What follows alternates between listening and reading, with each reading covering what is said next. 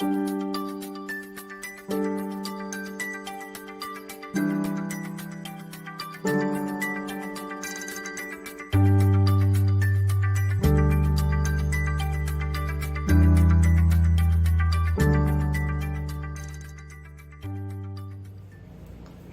it's Rabbi David Barron with my Torah talk. Please forgive the hoarseness in my voice. I've been getting over this rhinovirus and cough that so many of my friends have been suffering with. I hope all of us have a speedy recovery and that we look forward to celebrating a new year in good health.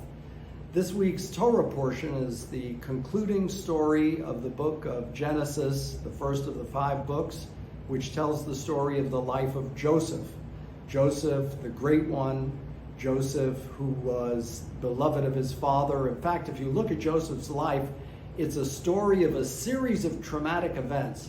And in that respect, the life of Joseph is very instructive for all of us who live through difficult or traumatic events in our own lifetime.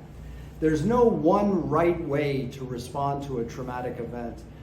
Current research seems to indicate that there are certain kinds of environmental responses and behaviors that can lead to a more adaptive response. And if we look at the life of Joseph, he is the paragon of resilience. Remember, he started out as the most beloved of all the sons, and then his brothers, what did they do? They threw him into the pit intending to kill him. They were so jealous of him and the coat of many colors and of their father's favoritism towards him. And then they ended up selling him off to a band of Ishmaelite traders, and he came to the house of Potiphar in Egypt. And he rose there to a position of prominence, only to be betrayed by Potiphar's wife, who falsely accused him of having sex with her, and he was thrown into the prison. And again, from the top, from achieving excellence, all the way to the bottom, into the pit of the prison. And then coming out of prison as he interpreted the dreams of the Pharaoh, rising to become the second most important man in ancient Egypt at the time. So if we look at a chart of his life, it's a series of ups and downs, and no one can say they've had more traumatic events in their lifetime than Joseph of this biblical episode.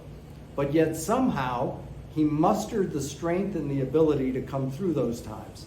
And in one of the commentaries in the Midrash, the rabbis say that when he went to bury his father Jacob, he returned to the scene of the pit that his brothers had thrown him into. And remember, they took his coat of many colors and they tore it and they dipped it in an animal's blood, and they said to their father the great lie, "Oh, a wild animal must have attacked and killed our brother." And if you recall, that moment was extremely traumatic for him, to be betrayed by his own brothers. And yet he returned to the scene of that pit and looked into that dark abyss.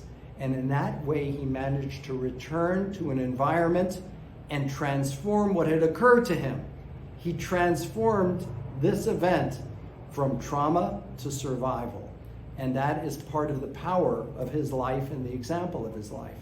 One of the last things he did, when he should have harbored this great hatred and revenge against his brothers, when they came to Egypt seeking grain, and he waited for them for the moment when they could confess among themselves. Now, they thought he was Egyptian and didn't understand the Hebrew that they were speaking, but he understood every word they were saying. And they said, "Oh, all of these terrible things must have happened to us because of how badly we mistreated our brother and cast him into the pit."